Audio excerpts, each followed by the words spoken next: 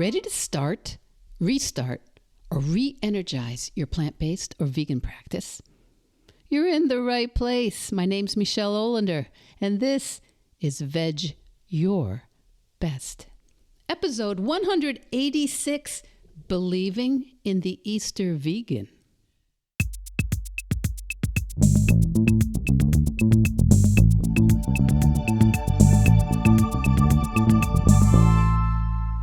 Welcome back, my Vedge Your Bestie. Welcome back. And if you're new here, please welcome. I hope you're going to be very happy.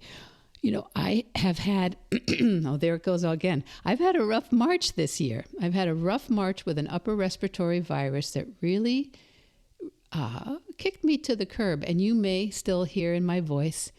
And food still tastes really bad. And apparently it's called dysgeusia. That sounds disgusting, right? Dysgeusia is a condition in which a foul, salty, rancid, or metallic taste sensation persists in the mouth, and it can be a side effect from a virus. And I guess I should really be grateful that everything tastes like salt, given some of the possible alternatives. So I can't taste anything sweet right now. I can't taste any kind of subtleties of food at all. And it's super, super weird. And my current belief is that it will resolve and I will be able to enjoy the flavor of food again. Now, I have no way of knowing this, right? I don't know. And of course, I could also believe it will never get better or that it will never get back to the way it used to be. I have no idea. No way of knowing what the true, definite truth is. But I prefer to believe that it will improve. Okay, that's just a thought. And sometimes, more than once this month, I've even doubted that it will improve. But I just keep reminding myself that the thought that makes me feel a little more positive and in charge is, it'll improve. And if you have ever listened to me on the pod here at Vedge Your Best, you know that a big part of what I teach is that our thoughts are always creating big results in our lives. And our thoughts are one thing that we have so much more control over than we actually realize. And when you get used to this, when you get used to it and comfortable noticing and interrogating the difference between the real, incontrovertible facts in your life and then all the thoughts you have about those facts, when you get more comfortable seeing which ones are real true and which ones are just kind of this drama and this concern or worry or fantasy, well, you're better able to observe all your thinking and put a little bit of space between those thoughts and yourself. And it gives you a lot of leverage over what goes on in your life. Now, one area I would say most of my listeners and certainly most of my clients, one area most people will cite as a thought about going vegan or moving in a plant-based direction is the issue of family gatherings and holidays. And the thoughts, there's some variation on, well, this family get-together won't work without animal products. Or the gathering won't be any fun without any meat, dairy, eggs, or fish. Or maybe like the holiday won't really be that holiday without eating animals. And most of us would say, I guess kind of the natural way of speaking, my natural way of speaking for many, many years would have been something like, come on, Easter's not going to be Easter without a ham dinner or without lamb chops and eggs. Maybe I would have thought something like, well, no one's going to be happy with me if there's a vegan Christmas or a plant-based Thanksgiving dinner. Or my in-laws are going to roll their eyes if they show up and I have a vegan Christmas Eve buffet. So maybe you have thoughts in that kind of a tenor.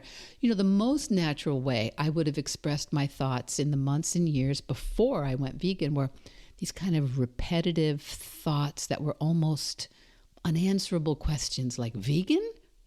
How would that even work? What would that even look like for dinner? Okay, maybe 1 or 2 nights a week, but every day? Easter brunch? What would that even look like? Who's even going to want to come to our house when I tell them that? Okay, well, maybe I could do it when I'm cooking. Maybe. But what would I tell my parents or my in-laws? And so many of us have these kind of thoughts we're repeating, but we haven't really slowed them down or examined them to see whether they're actually true. And this is exactly why why I know that the process of going vegan has so many unintended benefits beyond health, beyond sustainability, beyond the incontrovertible ethical benefits. There are so many downstream gifts because the process entails not just those more or less simple actions of choosing to purchase or to consume things that aren't made from animal bodies. That's the simple action. That's not easy when you're thinking things like, no one's going to want to come over. Oh my gosh, how am I going to explain this? Everyone's going to make fun of it. What if I mess up? What if everyone has something to say about it? What if I can't always figure out a vegan alternative when I'm away from home? What if everyone says holidays are disappointing now? What if no one likes the food? What if everyone says, Mom, you ruined Christmas? And even if you are a level 5 solid gold, there's no such thing, right? A level 5 solid gold vegan. There's probably something in your life that you've been avoiding or punting or overcomplicating with repetitive thoughts, kind of like that. Like, oh my God, how would that even work? What would it look like? What are they going to say? No one's going to be happy. It'd be easier if I just don't do what I want here. I can probably count on myself to mess it up anyway, so why even rock the boat? And if you're normal, you're going to say, okay, Michelle, but that's what I'm actually thinking. It is what I actually believe. You can't just tell me I have to believe something else. I can't just poof, think another thought. I can't just think it'll be great, it'll look normal and effortless, everyone will be happy, everyone will support my plan, I will never fail. And you're right, that would be a big ask. It would be. But if you did really believe that it would work great, or at least pretty well, and everyone would be on board, or at least mostly, and everyone would be supportive and that you'd be able to figure it out and be happy and you wouldn't fail. If you did believe all that, I think for sure you would do it. Because every single day we all do things just because we believe it's basically possible. And we believe it's possible even without knowing that every single person in the family will be happy about it or supportive or knowing that it will work out on time as a complete success. We do things all the time that get messed up, that someone's annoyed about, that doesn't turn out perfectly. Now, moving in a vegan direction, it's a little bit harder for most of us to imagine because most of us, me included, do not know other vegans. I know other vegans through my work, but not in my personal life. Most of us do not know other people who eat plant-based, so it's just that much harder to believe ourselves into it. And we make the normal hiccups and imperfections of real life that intrude in every single other aspect of our lives. We make it mean that going vegan has to be seamless, no learning curve. Otherwise, it's probably impossible or pointless in my personal situation. So I'm going to guess. I'm going to predict here from my room where the air conditioning is making a lot of noise. There is nothing in your work life, in your family life, nothing in your educational goals or your travel or your recreational pursuits or your spiritual life or your fitness ideals. There's nothing in your relationships or your nutrition and your eating life. There's nothing that is seamless and that everyone you know agrees about and has required no learning curve. There's nothing like that in your life. But sometimes we expect a plant-based or vegan lifestyle to just be easy. Just be press and play. Because what there are in your life are things you value. There are things you want to do. There are things you think are important. And there are people you care about. And you figure it out. It doesn't always look like a magazine article or an Instagram post. It does not look the way your grandparents did it. Or even, sometimes it doesn't even look like the way you hoped. And what I know in my own life, what I know from the people I talk to, the people I coach, holidays, family gatherings, traditions, these are areas where so many of us think, yeah, no, impossible. There is no holiday without the animal products that we are used to. It won't work. No one will be happy. It won't feel special, and it won't feel like it used to. And I don't want to be blamed for it. And sometimes I ask people who say they would really like to be vegan or that they know they should be eating whole food, plant-based because of doctors' recommendations. They say that they could do it, but how are they supposed to navigate it with the holidays, with the family, with the extended family? How will they figure out the traditional foods? What if no one likes those? What if everyone is upset? And those are some sneaky thoughts there, right? Because they seem like, yeah, what if? Oh my gosh, that would stink. But there are some sneaky thoughts really getting in the way of the solutions. Because first of all, if you're new to a vegan practice, if you haven't been consistently making a lot of vegan and plant-based choices, maybe the holiday dinners you're used to on, I don't know, Thanksgiving or Christmas or Passover or Easter, maybe that's not where you begin. I hear it all the time. Michelle, I hardly eat any meat and dairy, and I could easily be vegan.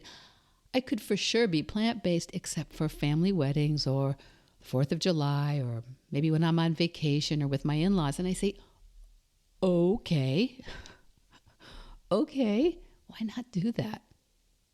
Why not? Start there. Take the 5 or 6 or, I don't know, 20 holidays. Do you have 20 holidays in your family? Or special occasion meals? Take them off your to-do list right now. Take them off that list of excuses or reasons why it's impossible. Take them off and solidify your choices and your knowledge on the normal days, on the non-holiday days. Not because it doesn't matter, but because it's distracting you. Not because it doesn't matter, because it does matter, and it's keeping you from doing what you can do today, this week, right now. So that's one solution that's hard to access when you are thinking thoughts like, but what am I going to do on Easter? Or on my grandmother's birthday, or at my daughter's wedding? On those days, what if you just did what you could and didn't worry at all about what you can't do? And the other extremely unhelpful thing that those thoughts we have are constantly doing to block solutions is making our choices completely dependent on everyone else agreeing with us and everyone else making all the same choices. Did you know that when you make a decision, not every single person in your family does the same thing? I didn't. Okay, of course I did. I did, in theory. But it seemed like, okay, well, how could I be vegan and my family not be? But that's exactly how things are in my life. And you know what? It works. I won't tell you that it doesn't matter at all, but I will tell you what wouldn't have worked. It wouldn't have worked if I'd waited until every single other person was ready to commit to a vegan Christmas and Thanksgiving and holidays. It wouldn't have worked if, like right now, we're getting ready to celebrate all together this week Easter. If I had waited until everyone else was fully or even mostly on board, I still wouldn't be vegan. I had all the same caveats and disbeliefs as anyone, maybe more, plenty more than some people. I had all kinds of negative thoughts about what would go wrong and what that would mean about me. And of course, we've talked about that over the past 180 some odd episodes. We've talked about that a lot. But at some point, I noticed I was spending way more time thinking about the parts that were impossible. I was spending way more time thinking about the events that seemed too hard, or the people and places and holidays that seemed completely incompatible with vegan choices. And I decided I could just practice vegan choices wherever I could, whenever I could, and to focus on what was possible, to veg my best. And then a miracle happened. Have you ever seen that New Yorker cartoon? It's a New Yorker cartoon. It's been around forever, a long time, of a scientist in front of a chalkboard, and the chalkboard has this complicated formula and scientific notation. And as he explains the discovery to his colleague, he points to a point in the equation and says, and then a miracle occurs. On the right side of the equation is the result you want, the solution you're looking for. And on the left side are all the pre-existing circumstances and people and components and variables and traditions. And in the middle, that's where the miracle happens. The miracle is when you focus on what could work, when you focus on what you could do, because it's not the same for everyone.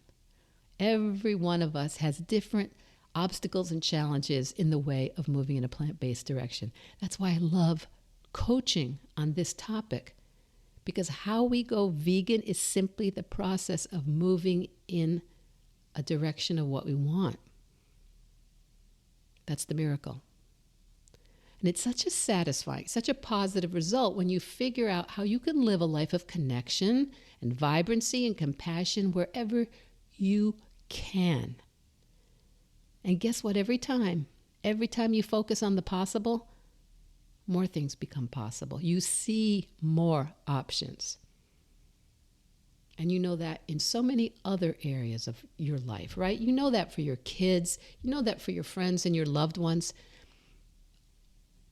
There is no international vegan policing authority. And one thing I know from working with and talking to so many people with so many different goals and so many different obstacles in the way of those goals, when you don't believe something, it's almost impossible to do it. That's why in our families, with our community, we often have to believe in other people, especially young people or injured people or sick people. These people often have to borrow our belief in them. And as a coach and as a podcaster, I show up here to believe in you and your ability to limit and eliminate the consumption of animal products, not because there is a label vegan that you have to perform in some sort of perfect way, but because the process of creating a vegan or plant-based practice will have ripple effects throughout not just your world, but our world in common. And maybe you're thinking this is going to be a process. It's going to be a process of doing without and missing out and disconnection. And while you're thinking that, those things are going to be harder. But if there's even a small part of you that no longer wants to be part of an unconscious system of animal cruelty and an unsustainable agricultural system, if you really do not want to be part of that, you don't have to wait until you can do it all and everyone's on board and everyone approves. That's why Vedge Your Best is here. Vedge Your Best. You don't have to wait until you can do it all or do it perfectly. And I, for one, never would have built this life if I had waited to know how everything would work and what it would look like. Now, in my family, personally in my family, this is Easter week, and we're all hoping to be together. All our kids, their spouses, and their kids. We're hoping to be together and share Easter, which in the tradition of my Polish family was probably the most important holiday, and one that I shared with my grandparents. And some family members will probably eat things that I don't. But that does not keep me from doing what I want to do. And it does not keep me from behaving in a way that I think is important. The meat, the fish, the eggs, the dairy that I ate as a child at Easter and as an adult for many years, it's just not part of my holiday anymore. But we'll still have Easter. We'll still be together. We'll still make the little pig from a lemon with cloves and cinnamon sticks. I'm going to try and put that on Instagram so you can see that. We'll still have a mushroom tart and cauliflower and coleslaw and stuffed cabbage, and we will all be together if travel plans and healthy kids allow. And then a miracle occurs, because the holidays in every family and culture are there to connect us to the infinite and the ineffable, and to love and to each other. Because it is still a messy, imperfect, complicated world. And then we choose in these gatherings, in these holidays, in these traditions, we choose to take time out of the mandatory and the daily grind and the requirements of just getting through the day. We take time to connect with each other. We take time to connect with bigger beliefs we have about the world and who we want to be here during this brief human life. And that's when a miracle occurs. That's when the miracle occurs, that we think about the power we do have. So whether you're gathering together for Easter this week, or looking forward to Passover in May, or maybe it's just spring break or spring road trips, I hope you will make a practice of bringing your focus back, continually bring it back to what you can do towards your goals. Because that's where the solutions are. That's where the connection always is. Out there will be so many voices arguing in the world to separate us or tell us we're doing it wrong and pit us against each other. There are voices that want to exploit the challenges we all are facing on this planet. And it can feel like, oh my gosh, this is too much, too hard, and too late. But that's not a way I want to live. And I don't think it's the way you do either. So, kids, whether Easter has any resonance for you or not, happy spring, happy March, happy April coming right up.